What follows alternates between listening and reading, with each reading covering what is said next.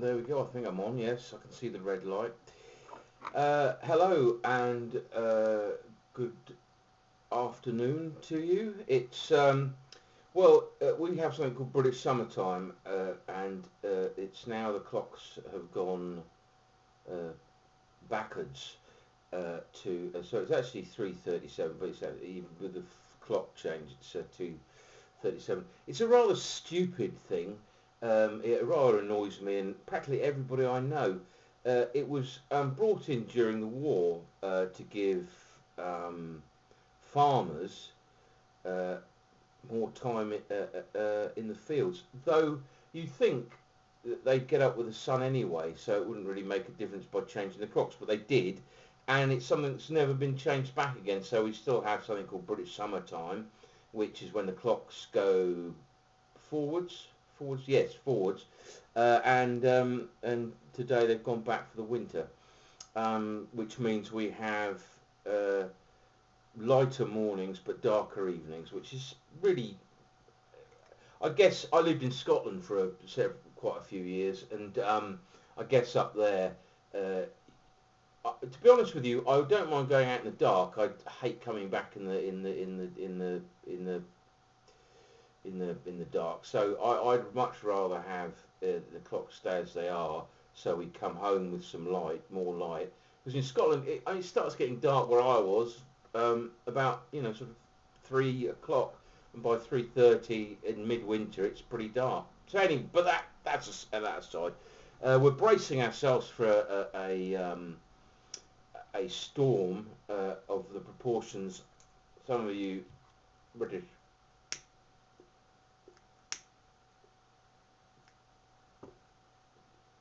British pipe smokers will remember the Great Storm of '87. I certainly do. I was living in a village then, and we were cut off for a couple of days and no power. But fortunately, we had coal fires and things, and so we were able to cook and have tea and things like that because of our fires. But I'm kind of dreading it here, because if this is as bad as the '87 one and we lose power here, I've only got a little meth stove. So anyway, so we're kind of bracing ourselves for that. I literally, as I turned the corner into the road I live in, it started to rain. I was out with Reg, so we managed a good 5 mile walk without getting wet, and it was literally just as I was coming around the corner. So what's been going on? Not very much. This is an acquisition, Silver Flock, Army Mount Peterson Cap Royal. Lovely pipe, smokes like a dream. I'm getting very into Petersons.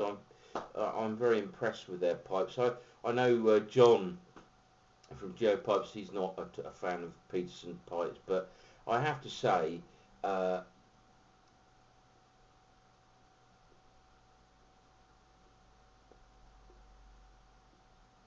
something of the 19th century about them. I think they've maintained a very traditional look, and I kind of like that. Which won't surprise some people. The other acquisitions, this Group 5 Grade A James Upshaw billiard. It's massive.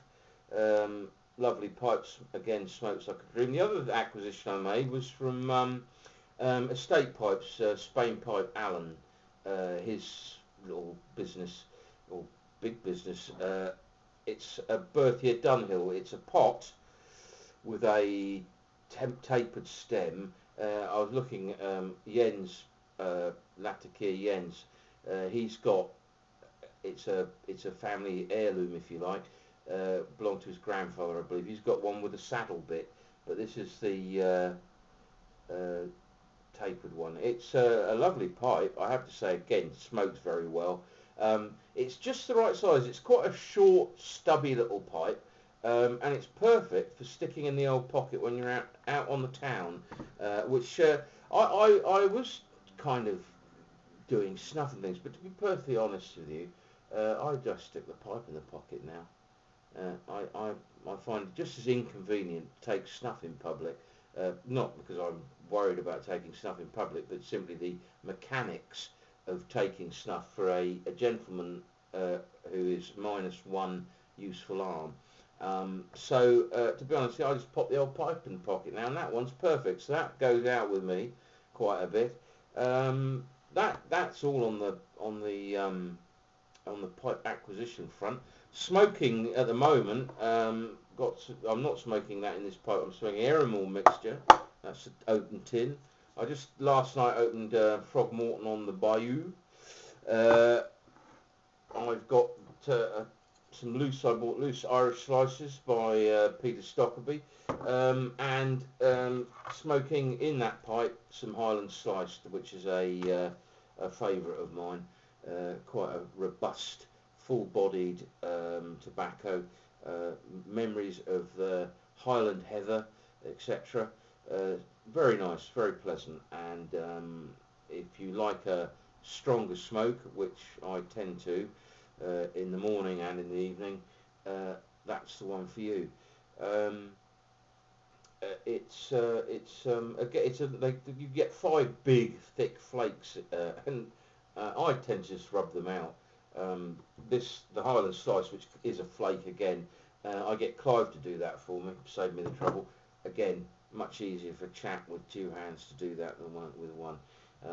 Anyway, the topic of discussion outside of the acquisitions and the tobacco is the perfect smoking jacket.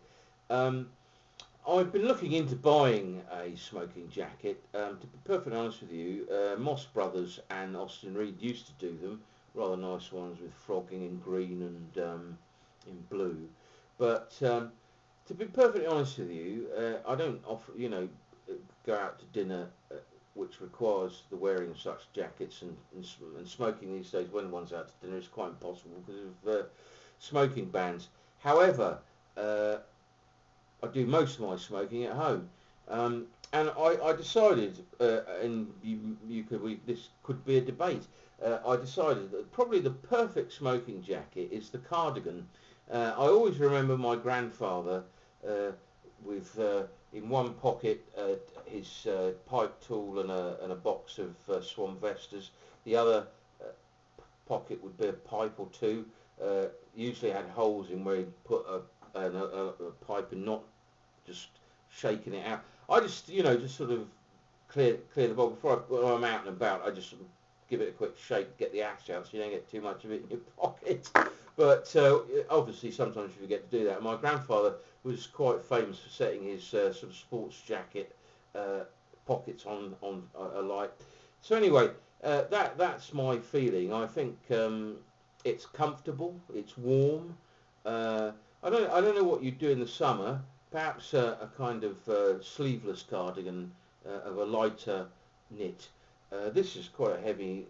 It's a mixed Murano sheep, wool one from Pringle, and with the lovely old leather buttons, with the sort of woven leather buttons, and I just think they're very, very good sort of smoking jacket. I think it's the perfect one. Affordable, so very egalitarian, and also very practical, pockets, etc., etc. So there we go. I promised a few people. I've been meaning to get around to making a video for a while, but one thing and another, life catches up with you in different ways, and sometimes it's not convenient. But it has been today. So anyway, I hope you all have a great week. I'm looking forward to your comments on the perfect smoking jacket. Well, anyway, take care. Cheers.